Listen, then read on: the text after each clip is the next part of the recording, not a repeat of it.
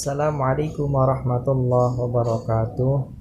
Perkenalkan, nama saya Faiz Barul Ulum. Saya dari jurusan Pendidikan Bahasa Arab semester 4. Di sini saya ingin sedikit menjelaskan mengenai materi pada pertemuan kedua, yaitu tentang kalam khobari dan juga kalam insya'i. Yang pertama mengenai kalam khobari. Saya akan membahas mengenai pengertiannya dan juga macam-macamnya.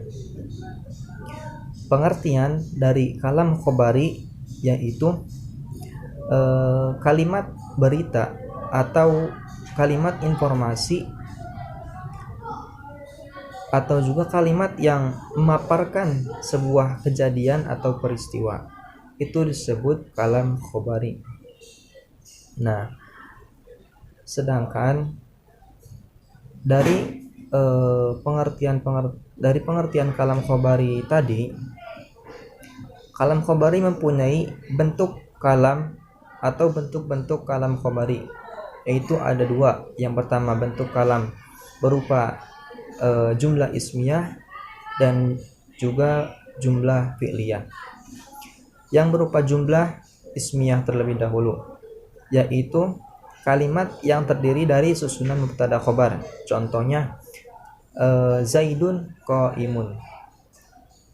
Kemudian dari bentuk kalam khobari berupa jumlah fi'liyah, contohnya seperti susunan fi'il fa'il, yaitu qoma Zaidun, qoma wis adat sapa Zaidun Zaid. Kemudian dari bentuk merujuk kepada fungsinya. Kalam khobar itu mempunyai fungsi ada fungsi utama dan juga fungsi bukan fungsi utama. Yang pertama fungsi utama terlebih dahulu, yaitu kalimat berita yang disampaikan kepada orang yang belum tahu sama sekali isi berita tersebut. Contohnya kana Zaidun qaiman. Nah, kalimat tersebut disampaikan kepada orang yang belum tahu sama sekali terhadap berita yang disampaikan tersebut. Kemudian ada kalimat kalam khobari yang berupa fungsi yang bukan fungsi utama, seperti ada istirham, idhar, adhofi, idhar, tahasur, taubih, fakhr, mad, tahdir. Contohnya seperti innallaha astafani min quraisyin, atau anta syamsun anta badrun. Nah, itu contoh dari kalam khobari, fungsi kalam khobari yang bukan fungsi utama.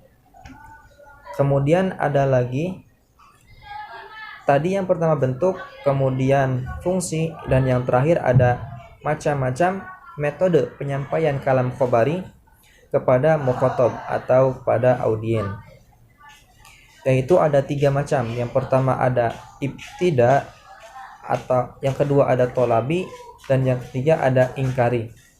Nah, yang ibtida dulu.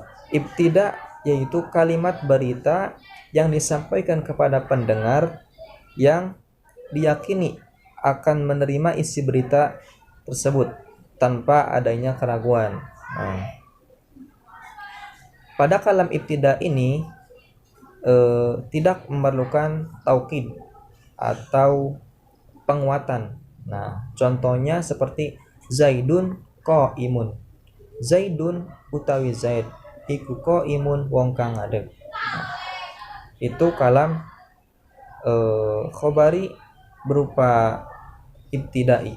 Kemudian ada yang kedua, yaitu tolabi, berupa tolabi, yang pengertiannya kalimat berita yang disampaikan kepada pendengar yang masih ragu terhadap isi berita tersebut. Nah, pada kalam tolabi ini maka sebaiknya menggunakan satu taukid atau satu penguatan. Contohnya seperti inna zaidan qaiman. Inna zaidan qaimun. Inna zaidan setuhune zaid iku qaimun wong kang ngadeg. Kemudian yang terakhir itu kalam khobari berupa ingkari, yang pengertiannya kalimat berita yang disampaikan kepada pendengar yang diyakini akan mengingkari isi berita tersebut. Pada kalam ingkari ini harus menggunakan lebih dari satu taukid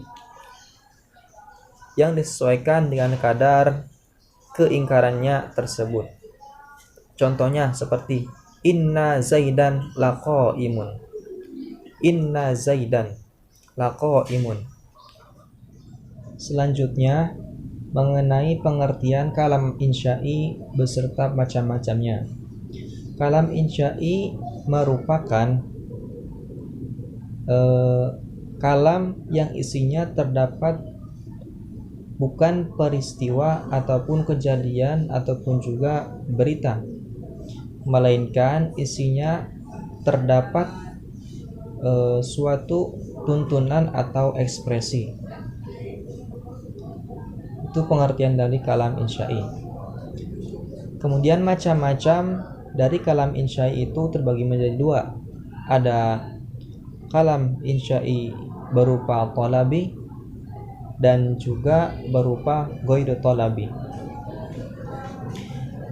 Yang pertama yaitu kalam insya'i berupa talabi, yang macam-macamnya itu ada 5. Yang pertama ada amr, nahi, istifham, tamanni, dan nida. Ada 5. Yang pertama berupa amr. Contohnya aqimus sholata wa atuz zakah. Itu contoh dari kalam tamanni, kalam insya'i berupa talabi yang macam amr atau perintah. Kemudian macam kedua yaitu nahi atau larangan.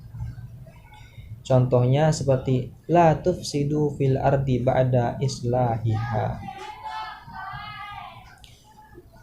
Kemudian yang ketiga ada istifham atau kalimat tanya, istifham. Contohnya hal ja'a zaidun. Itu contoh dari kalam insya'i macam istifham. Yang keempat berupa tamanni atau pengandaian.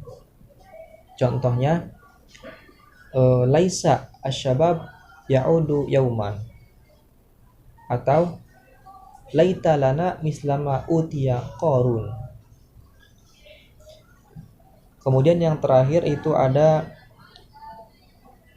nida atau kalimat sapaan, yang contohnya seperti ya ayyuhan nabiyyu taqillah, ya ayyuhan nabiyyu ittaqillah.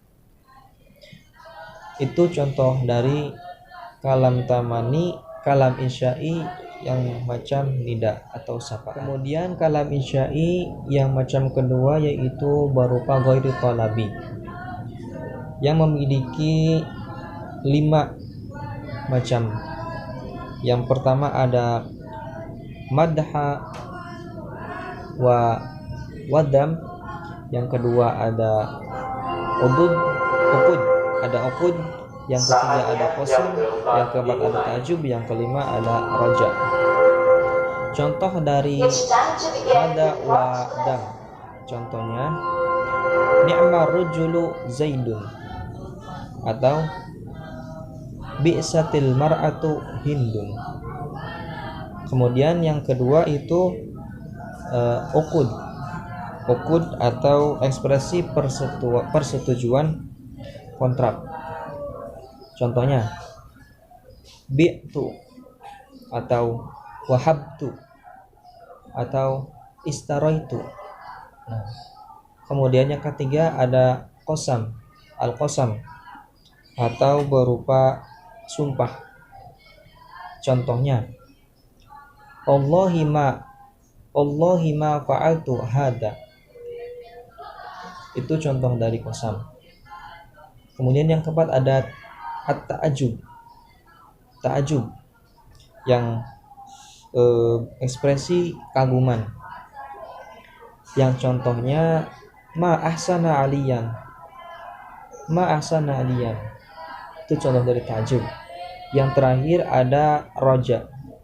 Roja itu atau ekspresi harapan. Contohnya fa'asallahu ayyatiya bil fathi. Ya. Itu pengertian dan juga macam-macam dari kalam khobari dan juga kalam insya'i. Saya mengambil pengertian dan juga definisi-definisi tadi menurut terjemahan dari kitab Al-Johar Maknun. Ya, mungkin cukup sekian yang dapat saya sampaikan. Kurang dan lebihnya mohon maaf. Syukron ala itimamikum. Assalamualaikum warahmatullahi wabarakatuh.